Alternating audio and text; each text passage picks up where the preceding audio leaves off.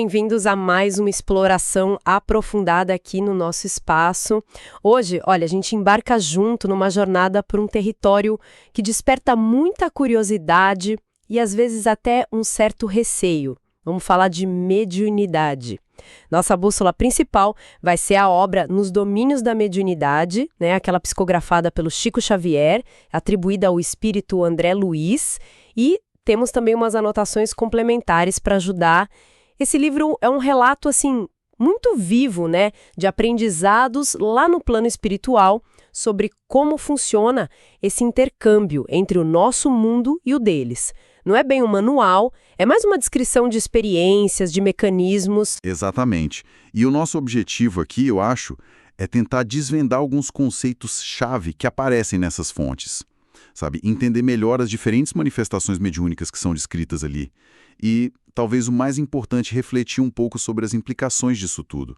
As questões morais, energéticas, desse intercâmbio constante que, pelo que a obra indica, é bem mais comum do que a gente costuma pensar. Certo. Então, vamos começar justamente por aí, porque essa é talvez a primeira grande surpresa que o material traz, né? Essa ideia de que a mediunidade não seria algo raro para poucos, mas sim universal. É isso mesmo? Precisamente. Esse é um dos pontos centrais, assim, da abordagem do André Luiz. A mediunidade é colocada ali como uma faculdade inerente a todos nós, como respirar, sabe?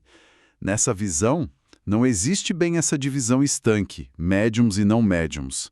Todos nós estaríamos, em algum grau, sempre sintonizados com diferentes energias, diferentes pensamentos que nos cercam o tempo todo. Mas como assim, todos? Isso pega até quem nunca, sei lá, nunca viu um vulto, nunca ouviu uma voz diferente, pessoas que se sentem completamente normais, digamos assim.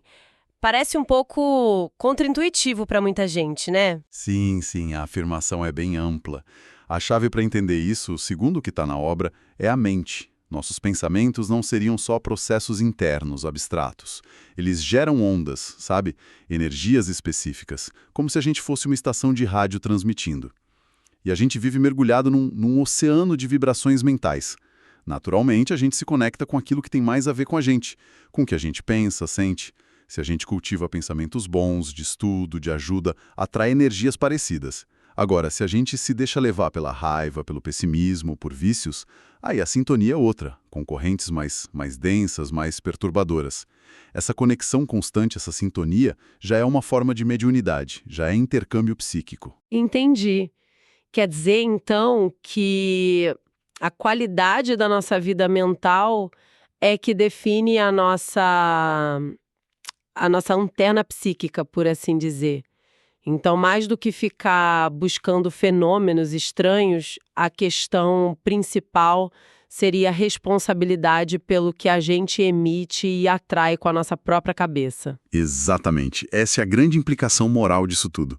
As fontes, elas alertam muito, sabe, insistentemente, sobre a necessidade de disciplina mental, de um esforço contínuo para melhorar moralmente. Desenvolver a mediunidade, principalmente aquela mais evidente, né? Sem ter essa base de controle, de ética, é visto como algo que não ajuda e pode até ser perigoso. Tem uma imagem forte que o instrutor lá, o Albério, usa. Ele fala que um espelho sujo de lama não reflete o sol. A mente que não está preparada moralmente, ela distorce o que capta, ou então se contamina com energias ruins. Essa imagem do espelho é muito boa, faz todo sentido. E se a mente é o centro de tudo, como é que funcionam aquelas interações mais, vamos dizer, técnicas que o livro descreve? Eu fiquei muito intrigada com um aparelho chamado psicoscópio. O que seria isso?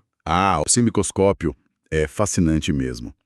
Pela descrição que o Aulus, outro orientador espiritual, dá, seria um equipamento deles, lá do plano espiritual. Ele funcionaria com base em eletricidade, magnetismo, usando elementos radiantes tipo raios gama. E a finalidade dele, olha só, é a auscultação da alma. Auscultar a alma soa como uma análise profunda, objetiva, tipo um check-up espiritual instantâneo. É por aí sim.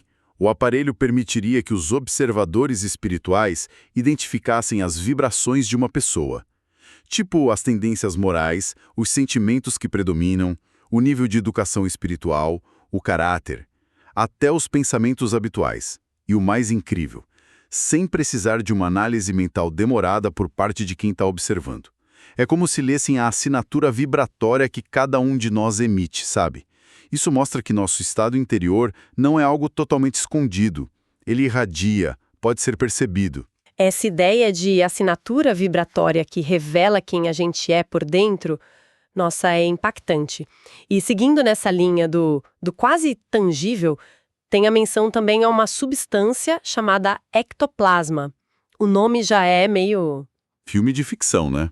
Como a obra descreve isso? O nome chama atenção. O ectoplasma é apresentado como uma substância vital mesmo, de natureza protoplasmática, sabe?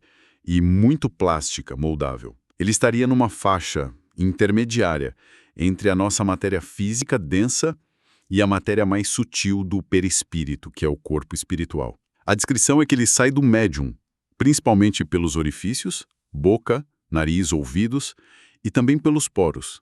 E aí forma uma massa que pode ser vista, às vezes até meio luminosa. Descrevem como algo viscoso, tipo um vapor grosso, vivo, tremulante. Falam até de um cheiro específico, que não dá para comparar com os cheiros daqui. É a substância que faz a ponte, entende? Para certos fenômenos acontecerem. E para que serve essa substância tão peculiar? Qual a função dela nesses processos mediúnicos? O ectoplasma seria, assim, a matéria-prima principal para os fenômenos de efeitos físicos. Coisas como materialização de espíritos ou de objetos. Tornar eles visíveis e palpáveis aqui no nosso mundo, por um tempo. Como ele é muito plástico, os espíritos conseguem moldar ele para formar partes do corpo, formas inteiras. Ou usar para mover objetos, sabe? Levitação, produzir sons, batidas. Mas tem um ponto crucial, que é repetido várias vezes. Ele é extremamente sensível ao estado mental e moral do médium e de quem está em volta. Vibrações de medo, de desconfiança, pensamentos ruins, isso pode contaminar o ectoplasma. Aí prejudica ou até impede os fenômenos que teriam uma finalidade boa. Entendi. Então, tanto o psicoscópio quanto o ectoplasma mostram essa ligação super direta entre o estado mental, moral e as manifestações espirituais, sejam de análise ou de interação física. Fascinante. E falando em manifestações, as fontes detalham muitas. Vamos explorar algumas. A psicofonia, a comunicação pela voz, talvez seja a mais conhecida, né? Sim, com certeza. E a obra mostra que mesmo a psicofonia tem suas variações, suas nuances. Existe a psicofonia consciente. É quando o médium, como o Raul Silva, que era o dirigente do grupo que eles estudavam, ou a dona Celina, uma médium mais experiente, ele ouve o pensamento do espírito e retransmite com as próprias palavras. Ele está ali consciente, controlando, filtrando. Mas tem também a psicofonia inconsciente, que chamam de sonambólica também. Nesse caso, o médium entra num transe mais profundo, a um desligamento maior do corpo físico. Isso pode permitir que o espírito que está comunicando use mais diretamente os órgãos vocais do médium. Aí a comunicação pode refletir mais o estilo, até a voz do espírito. Só que esse estado de maior desligamento também tem seus riscos, né? Abre brecha para possessão, para subjugação por espíritos que não são tão elevados. Isso se o médium não tiver equilíbrio, proteção espiritual. Relatos de sonambulismo torturado, que mostram bem esse perigo. E o caso da xenoglossia, esse me pareceu especialmente, uau, uma médium falando um dialeto italiano antigo que ela nem sabia que existia nessa vida. Como que a obra explica uma coisa dessas? A xenoglossia é realmente um fenômeno que desafia a nossa lógica comum, né? A explicação que as fontes dão é que isso aconteceria por causa de uma sintonia mental muito, muito profunda entre o médium e o espírito que está se comunicando. E essa sintonia teria raízes em vidas passadas, experiências que os dois compartilharam lá atrás.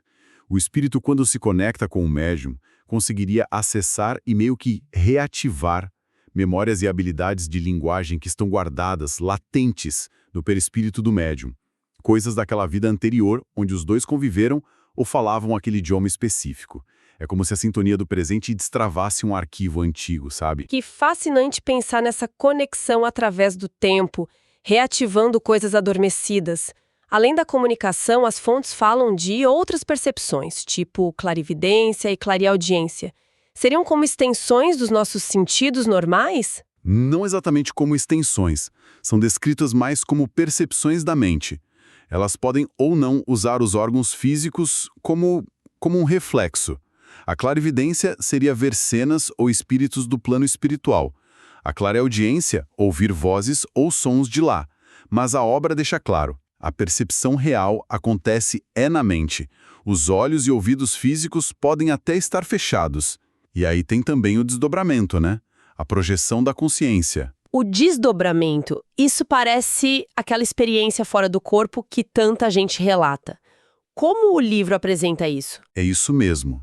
O desdobramento, ou emancipação da alma, é quando o espírito se afasta um pouco do corpo físico, mas continua ligado por aquele laço de energia, o cordão de prata. O médium Antônio Castro é um exemplo disso no livro. Ele fazia viagens astrais conscientes para ajudar em tarefas espirituais, como visitar e consolar um amigo que tinha acabado de desencarnar. E tem um detalhe curioso. Falam de um capacete magnético que os espíritos colocavam nele para ajudar a manter o foco, para ele não se dispersar nessas saídas do corpo. Um capacete magnético para foco. Os detalhes são realmente surpreendentes. E a psicometria? Aquela ideia de tocar um objeto e ler a história dele, as emoções ligadas a ele. Sim, a psicometria é a capacidade de captar essas impressões, informações psíquicas que ficam ligadas aos objetos. A obra dá exemplos bem vivos disso. Um médium pega um relógio antigo e vê uma cena da família que era dona dele. Outro médium se aproxima de um espelho antigo e percebe a imagem, a angústia de uma jovem que viveu séculos atrás e que deixou a dor dela impregnada ali. A explicação é que os objetos podem guardar as formas pensamentos, as energias emocionais de quem teve uma ligação forte com eles. Funcionam como âncoras psíquicas no tempo, sabe?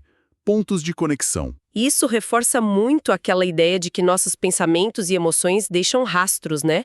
Não só na gente, mas no ambiente, nos objetos. Mas olha, nem tudo são fenômenos fascinantes. A obra entra a fundo também nos desafios, como a obsessão. Sim, a obsessão é um tema central ali, tratado com muita seriedade.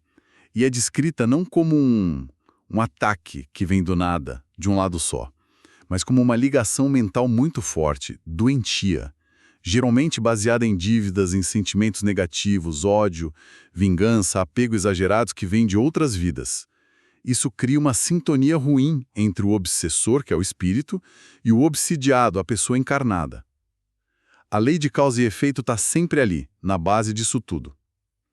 Os casos que eles mostram são bem fortes, né? O Pedro, que tinha ataques tipo epilepsia, mas que na verdade era um reflexo de uma possessão ligada a um assassinato que ele tinha cometido em outra vida, contra aquele espírito. Ou o caso da senhora idosa que era dominada mentalmente, fascinada por um espírito que explorava a vaidade dela. Nossa! Mostra como essas ligações são complexas e sempre se baseiam na sintonia. E o conceito de fixação mental. Aquela imagem de um espírito ficar preso numa ideia só, por séculos. É assustadora. Esse é um dos conceitos mais fortes mesmo. E que faz a gente pensar muito sobre o poder da mente, né? Quando a mente fica totalmente dominada por uma emoção muito, muito intensa e negativa, um ódio que não passa, um trauma enorme, uma paixão não resolvida, ela pode literalmente ficar congelada naquilo. Para aquele espírito, é como se o tempo parasse. Ele fica revivendo aquilo mentalmente sem parar, alheio a tudo que acontece em volta. Os exemplos são chocantes. O fazendeiro cruel que ainda se acha no século XVIII com os escravos, os instrumentos de tortura, a moça abandonada que fica ligada ao espelho esperando o noivo, para sempre. Aí a reencarnação, às vezes até forçada, compulsória, é apresentada como uma espécie de terapia de choque, necessária para quebrar esse estado e forçar a alma a seguir em frente. Isso se liga direto com as ideias de provação e expiação, então. A mediunidade que é difícil, sofrida, ou as doenças que aparecem nesses processos de obsessão, seriam parte desse mecanismo de reajuste do espírito? Exatamente. A obra apresenta essa mediunidade torturada ou as doenças mais complexas não como um castigo de Deus arbitrário, mas como consequências naturais do que a gente fez no passado. E também como ferramentas, por mais que doam, para o espírito se reajustar. A dor, nesse contexto, é vista como um arado, que revolve aquela terra dura da alma, sabe? Para preparar para sementes novas.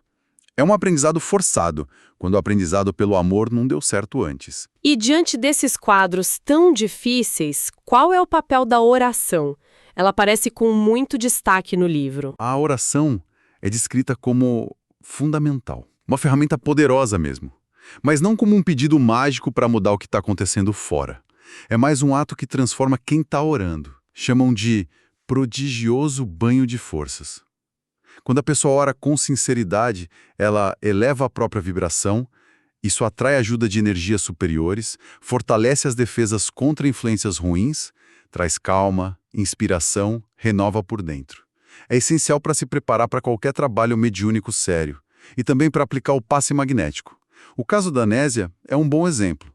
A oração não acabou com os problemas da família dela na hora, mas deu a ela força, clareza, resignação para lidar com tudo de um jeito mais construtivo. E o passe? Essa cura ou alívio pela imposição das mãos, como é que eles explicam isso? O passe magnético é detalhado como uma transfusão de energias boas, revitalizantes, para reequilibrar tanto o corpo físico quanto o perispírito.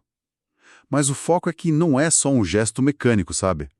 Para funcionar bem, exige de quem está aplicando o passe, como a Clara e o Henrique que aparecem no livro, qualidades importantes: elevação moral, humildade, concentração no bem, fé. O médium ali funciona mais como um canal para essas energias de cura que vêm do plano espiritual, do que como a fonte principal. E isso é o que diferencia do hipnotismo comum, que age mais na sugestão, no anímico. A intenção e a sintonia moral são a chave de tudo.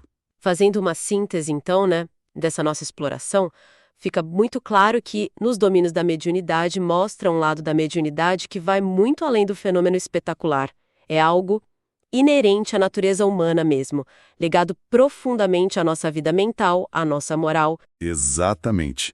A gente viu que a mediunidade se manifesta de muitas formas, desde as mais sutis, que acontecem com todo mundo, como a sintonia mental, até as mais evidentes, como a psicofonia, a materialização, a xenoglossia. E o que costura tudo isso, a mensagem principal, é a da responsabilidade. A necessidade da gente se conhecer, de ter disciplina mental, de estudar o assunto com seriedade e, acima de tudo, de usar essa capacidade para o bem, para ajudar os outros. E isso deixa a gente com uma pergunta no ar. Talvez a mais importante de todas, Se essa capacidade de sintonia é universal, se estamos todos, o tempo todo, emitindo e recebendo influências mentais, que tipo de estação de rádio a gente tem sido no nosso dia a dia? Que tipo de energia a gente está escolhendo atrair e projetar?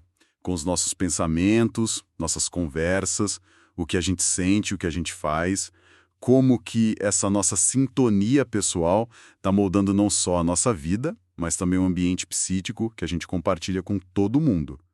Talvez a maior revelação dessas fontes não seja sobre fenômenos extraordinários, mas sobre o impacto real e constante da nossa própria mente. Uma reflexão para levar, né?